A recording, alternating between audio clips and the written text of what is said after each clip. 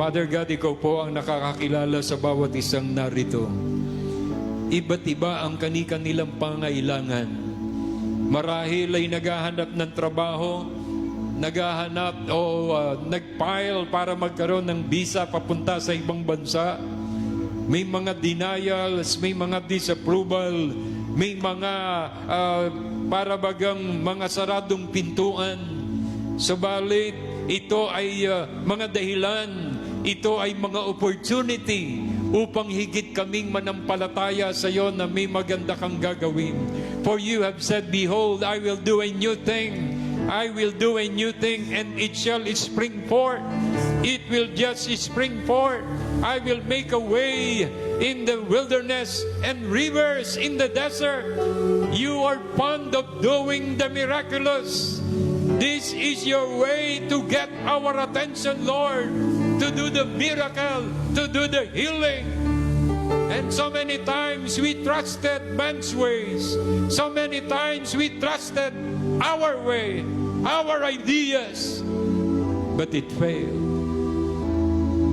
But Lord, the work of God cannot be stopped. No plan of God can be thwarted. Job 42 verse 2. Kaya Panginoon, nilalapit ko po ang bawat isa. Patuloy mong hawiin anumang problema, anumang mga humaharang sa kanyang bisa, sa kanyang pag-unlad, humaharang sa kanyang dahil sa kahirapan, sa pag-unlad at kayamanan na dapat na nakalaan sa kanya. Father God, make a way for miracles to happen.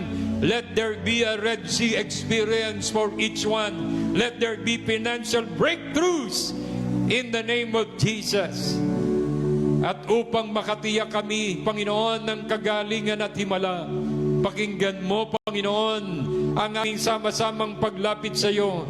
O dili kaya pakinggan mo ang kanyang personal na paglapit sa iyo, Panginoon. Kapatid, kaibigan, ang sinagot ng bulag na yon, I know God does not listen to sinners. He listens to those who does His will. Kapatid, kaibigan, kawang nakababatid ng iyong kasalanan at kapabayaan. Confess your sin before God. No need to explain or to make excuses. This is the time to be truthful and honest before God.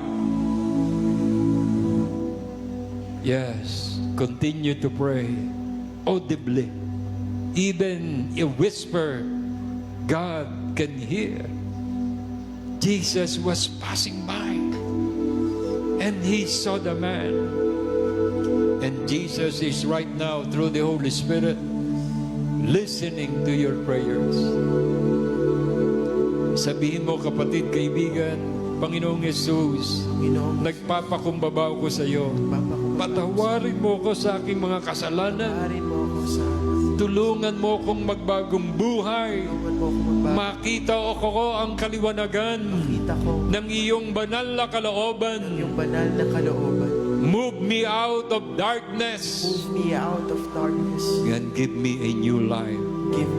Give me a new beginning. In the name of Jesus.